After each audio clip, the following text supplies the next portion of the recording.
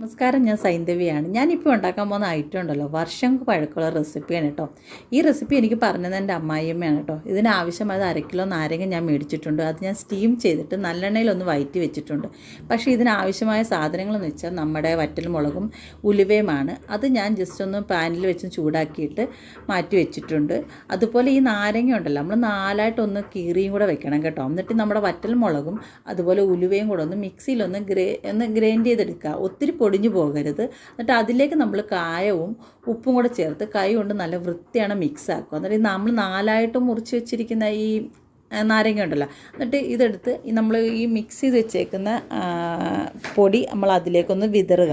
എന്നിട്ട് ശരിക്കും അപ്പോഴത്തേക്ക് ഡ്രൈ ആവും. ശരിക്കും പറഞ്ഞാൽ ഇതൊരു നമുക്കൊരു 1 ഇയറൊക്കെ വെച്ച് നമുക്ക് യൂസ് ചെയ്യാൻ പറയാം. ഇതിനകത്ത് നമ്മൾ വേറെയുള്ള ഒരു സാധനങ്ങളും നമ്മൾ ചേർക്കണില്ല. അതുകൊണ്ട് നമുക്ക് കുറേ നാൾ ഇത് ഇരിക്കാൻ ഭയങ്കരമായിട്ട് ഇരിക്കും.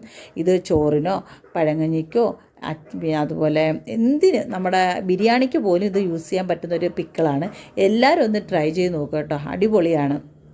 കാരണം ഇത് എത്ര വർഷത്തെ, ഒരു 10-25 വർഷത്തിന് മേലെ ഞാനിത് കഴിച്ചിട്ടുള്ള അച്ചാറാണ്. കാരണം എൻ്റെ അമ്മായിമ്മയ്ക്ക് ഭയങ്കര കൈപ്പുണ്യമാണ്. പുള്ളിക്കാരി എന്തുണ്ടെങ്കിലും ഭയങ്കര ടേസ്റ്റ്. ആ കൈപ്പുണ്യമാണ് എൻ്റെ വേദയ്ക്ക് കിട്ടിയിരിക്കുന്നത്. പക്ഷേ അത് അമ്മയ്ക്കത് പറയുമ്പോൾ അമ്മയ്ക്ക് ഭയങ്കര ജലസാണ്. പക്ഷേ അമ്മ ഫുഡ് ഉണ്ടാക്കാൻ പഠിപ്പിച്ചത് എൻ്റെ അമ്മ തന്നെയാണ് അവളെ. പക്ഷേ പുള്ളിക്കാരുടെ കൈപ്പുണ്യമാണ്. കാരണം അവരെ ഭക്ഷണം ഞാൻ കഴിച്ചിരിക്കുന്നതല്ല, അതുകൊണ്ട് എനിക്ക് അറിയാൻ പറ്റുമല്ല. പിന്നെ ചെറുതായിട്ടൊന്ന് കായപ്പൊടി ഒന്ന് വിതറി വെക്കുക. അപ്പോൾ എല്ലാവരും ഒന്ന് ട്രൈ ചെയ്യുക. നല്ലതാണ്, നിങ്ങൾക്കും ഇഷ്ടപ്പെടുമെന്ന് എനിക്കറിയാം. അപ്പോൾ എല്ലാവരും സന്തോഷ സമാധാനത്തിലേക്ക് വിശ്വസിക്കുന്നു. Okay, bye bye, Tata.